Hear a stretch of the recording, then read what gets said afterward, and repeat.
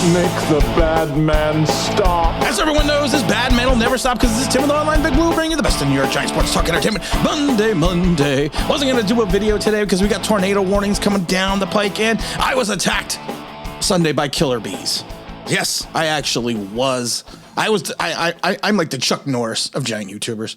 The bees attacked me and they all just died. Oh, it's a true story though. I was actually gardening and there's high grass and I was pulling the high grass out, and evidently sometimes bees put hives inside high grass or on the ground. I did not know this. Stuck my hand in, pulled some grass out. Next thing I look at my arm and it's all stung up.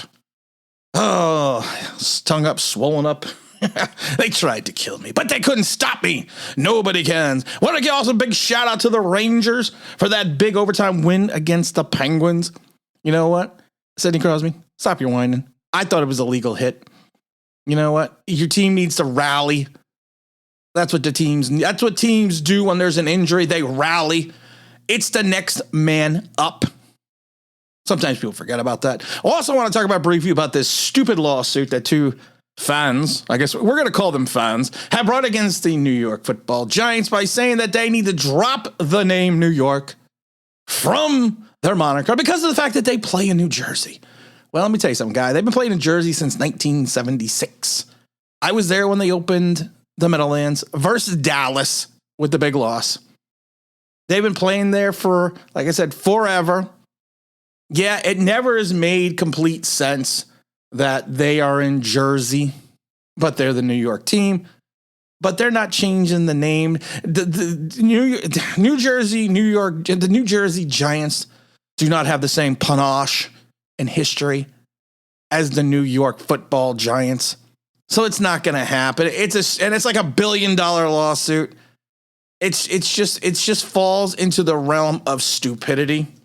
That we have to deal with this as Giant fans, and we have to take a look at all this. I mean, it is what it is, but you know what? It's just stupidity at its finest. Giants, of course, have wrapping up rookie minicamp. We did a video about it the other day about how some players looked and how some players are moving forward. And it's minicamp. It means nothing. It literally means nothing. I mean, I don't know what else to say. We also have Mr. McFadden coming out and saying he's got a chip on his shoulder after being overlooked in the NFL draft. I think that's great. I think that's wonderful, but his stock in the draft, or his rankings in the draft, declined exponentially from January on to the draft. That he basically fell out of day 2, slid into the 5th round. It is what it is. You want to be mad about that. That's fine. You want to use that as motivation. You go right ahead. But this kid, pretty much, he didn't really. If you go back into his career and take a look at football, even in high school career, he wasn't that good. He had a lot to develop. He didn't get to play until his junior season. I mean, he admitted that he played. He says, McFadden says, I played football every year since I was 6, and I wasn't good at it at all. I say, once I got to varsity, the coaches kind of made it simpler for me. I had played plenty much like an edge rusher my junior year, and that enabled me to be the kind of going to run around and hit the people and just play fast. So that's kind of what changed. He's got to reach his full potential, but before he can reach his full potential, he's got to make the team. Now, of course, if you take a look at it from the fact that a 5th rounder should probably make this team, he should find a spot in the rotation. Do I think he's going to find that spot immediately? No, it's going to take some time. Even Azeez Ojulari, even when he was getting a sack here and a sack there early on, they did not have him as a key rotational piece until like the last 6-7 games of the season, which I never understood. I never understood you got this kid that's wreaking and causing some havoc, and you're just like, you know what, we're not going to play him right now. I mean, it is what it is. You hope the kid plays well. I think he'll be a nice fit on the team. I think if he is utilized properly, that it's going to be beneficial for everyone at this point in time for this kid to be on the field at sometimes. But you also got to remember, you got the likes of Carter Coughlin also sitting out. And I will tell you this, McFadden and Coughlin are very similar players. They are very similar in the way that they play. So I am extremely curious to see how he does fit into the system. Now, a lot of people, of course, are talking about the Giants and the way Shane and Dable have set up this team and how they're setting up this organization and this foundation. And they're building a synergy between the two men. And besides, a willingness to help out and beyond their duties. That's great and all. You know what? But everyone has a synergy in May. It's not until you hit the dog days after December do you have to worry about having a synergy. We have a synergy. We have a kumbaya-ness going on right now. But we do, because it's early on and nothing right now at this point in time we could do wrong, because there's nothing to do wrong. And that's the way you got to look at it. And that's the way I am seeing this with this team, that we have to wait and see. Someone asked me the other day, and I thought this was actually a good question. The question was right off the bat, what giant, or I should say what rookie giant, or even what rookie free agent, undrafted free agent giant, do I think is going to have the greatest immediate impact on this team and this organization?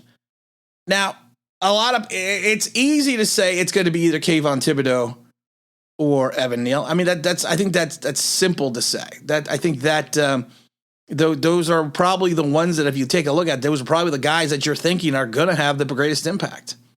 Because the fact that I think after Neal and Thibodeau, everything else is the great unknown. It's the great space coaster. Get on board. I think it's an unknown. Even Wan'Dale Robinson. I think Wan'Dale Robinson, I hope he does well. I've said it before. I think he's a reach. But, you still have to hope that he does well and progresses. You don't want anything to, you don't want to belittle the kid, but you want to make sure he knows. I mean, it's just scary to me that you got two guys in Wan'Dale Robinson and Kadarius Toney who are not known for their ability to run routes. So anything after that, honestly, I've said it before, anything after Neal and Thibodeau is gravy. But if I had to pick one that I think is going to have an immediate impact, if I had to pick out of the two, you got to go with Kayvon Thibodeau. You have to. I mean, yeah, he had what did he have? 7 sacks last year, and I think he had like 12 or 13 tackles for loss also. But it's easier for someone, especially on the defensive side, to attack. Usually early in the season, you want to when you're a rookie, you could just attack. You don't have to worry about technique in some regard. You don't have to worry about doing everything right. It's early. No one has any film on you. So it's just an attack.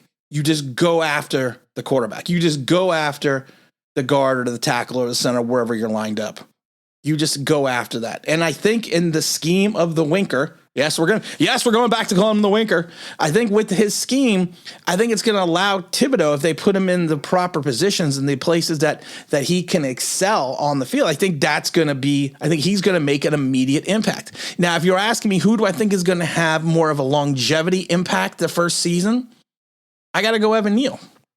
I think Evan Neal's not going to struggle immediately, but I think what he's going to do, I think he's going to take time to build up consistency and take time to move forward in that position, because of the fact that you are basically, especially as a pass blocker, you're basically on the back of your heels.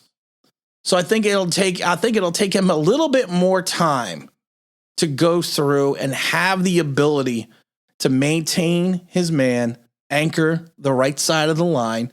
But I think as the season progresses, I think he's going to find his way. And I think at the end, he is probably going to have a greater impact of the two overall, because it's going to help more with the offensive line, protecting for Daniel Jones, opening up the holes for Saquon Barkley, and moving forward that way. So I think in regards to having the greatest impact immediately, I think it's going to be Kayvon. But if I have to say who's going to have the most impact in reference to longevity, throughout the entire season, I'm going to have to go with Evan Neal.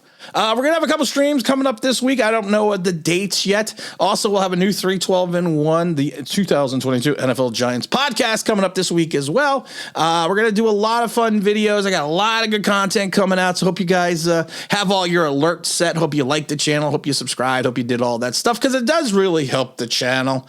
And like I said, I appreciate everyone that does take the time to watch and listen and leave comments. And again, this is Tim with Online Big Blue, bringing you the best in New York Giants sports talk and entertainment. And as always, if you could like, maybe subscribe. If you read up who think you know what that means, I couldn't say it, but that'll be awesome.